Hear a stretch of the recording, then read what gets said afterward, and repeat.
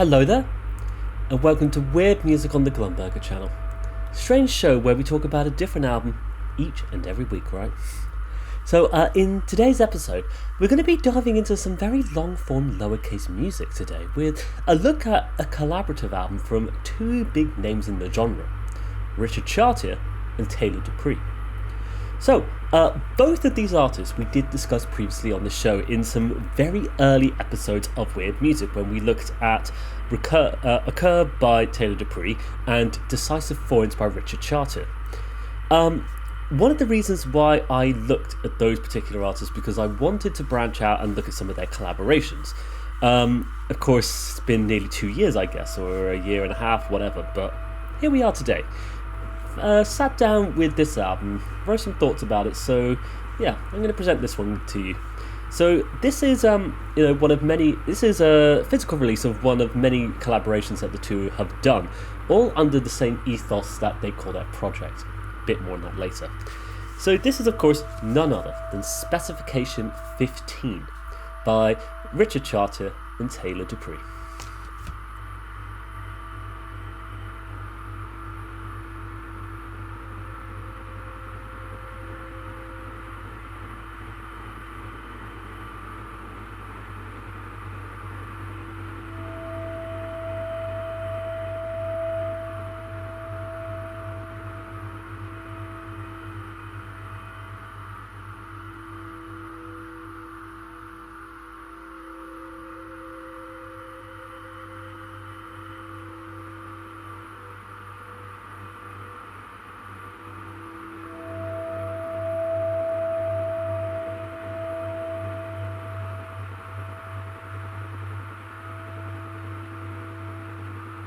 So, we have discussed both Richard Chartier and Tailend Deupree on the show before, back in what I would call the infancy of weird music history.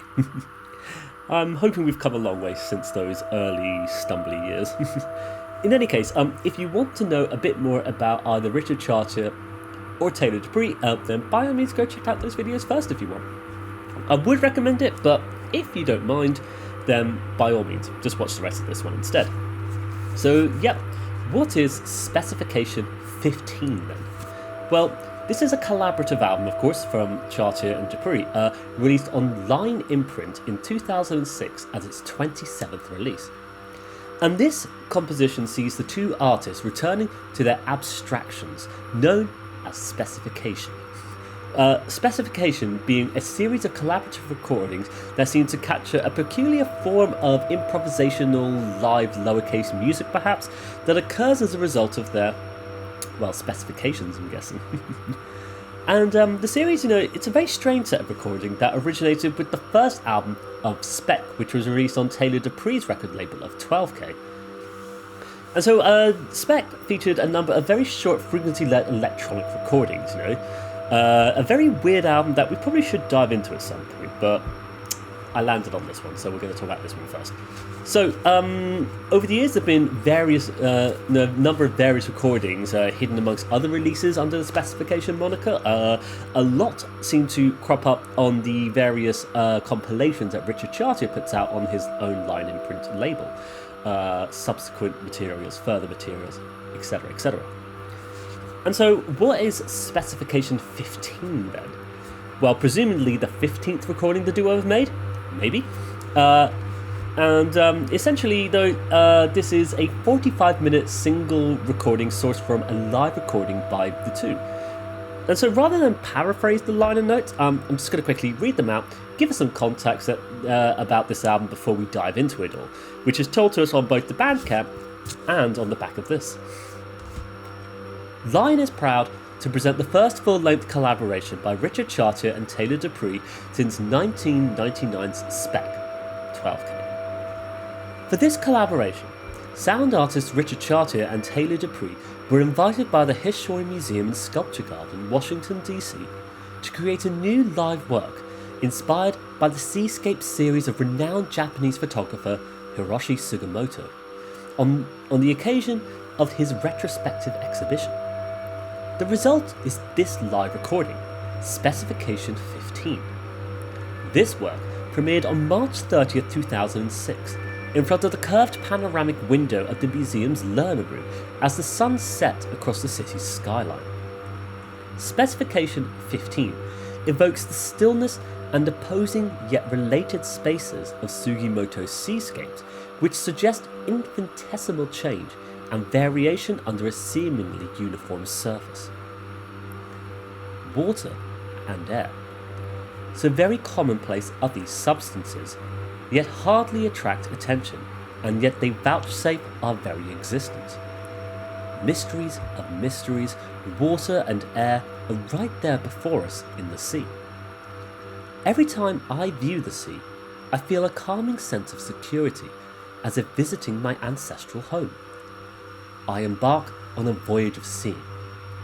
Hiroshi Sugimoto. So, some cool information there, some lovely information regarding the artwork featured on the front cover here, the series of seascapes by Hiroshi Sugimoto. But yeah, a very cool thing, a live performance from an art exhibition from an experimental artist, it seems. And, I have to say, looking at the artwork, both these, but also the further works under this under the Seascapes project by Hiroshi Sugimoto, these empty vignettes of the sparse horizon on the sea, the meeting line between the sky and the water, essentially, it's very cool, I think. It's some very existential images, I have to say, but I love seeing it represented to us in the form of very abstract instrumental lowercase drones. And I have to say, I've listened to Specification.Fifteen a lot, probably the most out of all of the Specification albums. Just easily one of my favourite works by the two of them, from both Richard Chartier and Tailend Deupree, but also one of my favourite things in the lowercase genre as well. And I'm glad to be discussing this one, because I've wanted to discuss this one for quite a while, essentially. One of the reasons, as mentioned, why I did videos on Richard Chartier and Tailend Deupree is so we can discuss their various collaborations. So it made sense to just discuss about one the two of them have done to begin with. There will be others we will discuss in the future, but we'll start here. So yeah, let's discuss Specification.Fifteen then. So Specification.Fifteen, as you can rightly expect, this composition starts off incredibly quietly. There's some very subtle bass tones emanating outward from the periphery on the horizon here, opening everything up very quietly, just hovering in place as the light bends ever so slightly. And the emergence of these lines is existing right where the 2 points meet, so impossibly and imperceptibly far away and distant, like it barely even exists at all. But slowly from this the composition forms, rising out with the tiniest inferences of micro sounds that seem to emerge from the grayscales in these small little movements. It is, to me, the kind of thing I just find myself really drawn towards in lowercase music, these elongated drones that are accompanied by these very small brief instances of static and sound. Like gazing into the very spot in the album's image here, it's almost like hearing nothing of it, the almost nothing of it all. Like, the quiet stillness that is being expressed to us here, like it's all barely there and barely occurring, yet it still exists out there in some space and time, on that horizon line. And it makes the details, the very small little details, when they do fully emerge out of the debris of the composition, they feel rather poignant in their own right, which in this case comes in the form of these very faint drones that sort of hover in stasis against the rising electronic interference of sorts. And with it all, it just seems to, gently rise up slowly and subtly, creating this wonderful immersive soundscape in the process, swathed in these ripples of grey across the sea. And I love how it ends up becoming such a strange instance of faint droning effects, creating this wonderful lowercase landscape that feels oddly existential. I think it's incredibly cool, and I just love drifting off into the far distance of the sea there whenever I'm in the mood to hear this one. And so for me, I think this is just the kind of thing I like in lowercase music. The creation of these much more long-form compositions that utilise elements of drone as well. It ends up creating these very subtle, almost ambient album experiences, that highlight, the presence of both static and frequencies, it feels, that they can have in music. And it's weird because I find myself appreciating the particulars of how all these sounds are coming across, though, and how it all seems to perfectly match the vignette expressed on this album's cover. And I think it's a wonderful composition. And I love its production being sourced from this strange little live performance between Chartier and Deupree that sees them really leaning on these barely occurring sounds to begin with that just drone away, especially as it all opens up. They take so much time to let this thing open itself up. It's, to me, a very cool thing, this the creation of music that ends up sounding, like this as the result of a collaboration between two very like-minded individuals, both taking influence in this case, though, from the photos by Hiroshi. That, to me, odd fascination of, the world existing between the joining of these two lines, the sea and the sky, located far away on the horizon beyond the incredible expanse of water. There's something so still and so calm about the photos that really capture the odd emptiness that the seascapes express, and I really appreciate how Chartier and Deupree have both translated their thoughts and feelings on these pictures into the very sounds that they're presenting here. Tiny, droning micro-worlds that can barely be heard, it feels. So gentle and so quiet.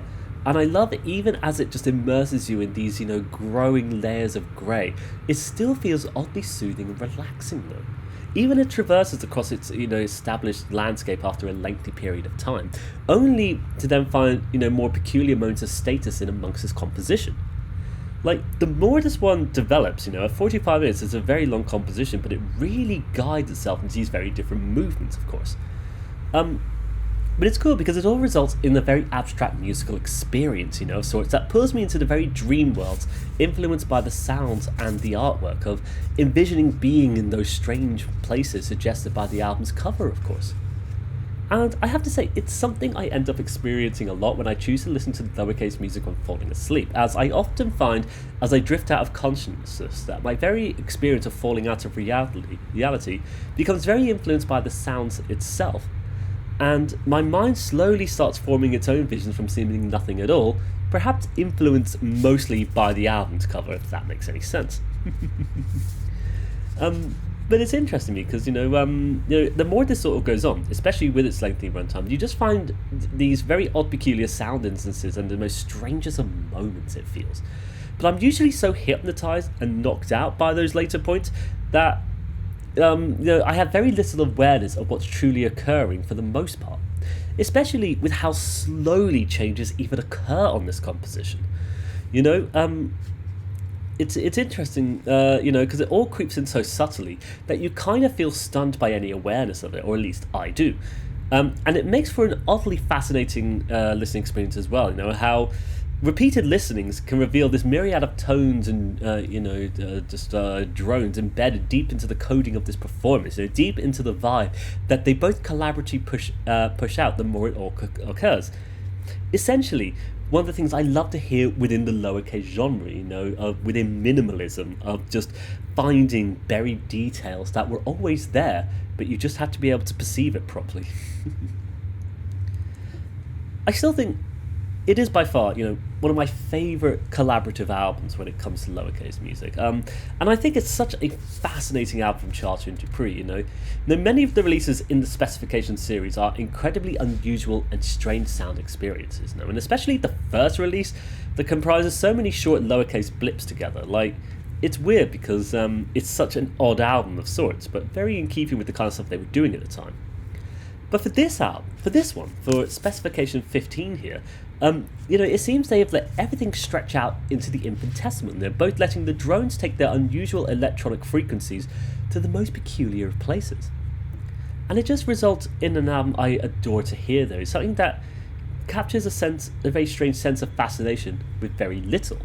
With, in this case, it's just the nothingness that exists as a horizon line, it feels like. The nothing that is there that you can barely see, but you get lost within the shape of it. Like, it's so weird, but it's so fascinating to me, especially, when you are gazing out on the sea. I find it very difficult not to get lost in it, and I can see why The two of them are very influenced by the pictures that they have been by the art exhibition by Hiroshi, of course. But yeah, but the whole thing, everything just results in this very minimalist long-form work. And I just adore how it all just slowly drifts past, really pulling into these hypnotic slumbers the more it all occurs. A very strange album that, as I said, just seems to place you on that place you on that horizon line as the drones echo out into the vast grey distance. And so I think with that, we will come to the end of our episode of Weird Music there. A bit of a short one, but I just felt the need to want to talk about this album for some reason, and it's a strange one I've wanted to discuss for some time, so I'm glad we got around to it. As mentioned, I did make videos discussing Chartier and Deupree previously, so I could eventually start discussing their collaborations, not just with each other, but with different artists as well. And it's also why I've wanted to look at, a bunch of other different artists within the scene, so we can start looking at more collaborations, essentially. Now, for example, something that would be worth diving into might be Chartier's collaborations with William Basinski, for example. Very weird records for sure. But yeah, as mentioned though, Specification.Fifteen, one of my favourite things in the genre, one of my favourite things from Line, and one of my favourite things from both Chartier and Tailend Deupree. Just this perfect, magical musical experience of just pure minimalism expressed to us in this really faint occurring soundscape, it feels, just this minimalist expression of seascapes, and their infinite details hidden in amongst nothing, it feels. There's something I've wanted to try and discuss on this show, essentially. So yeah, with that, I would like to thank you for watching today's episode of Weird Music.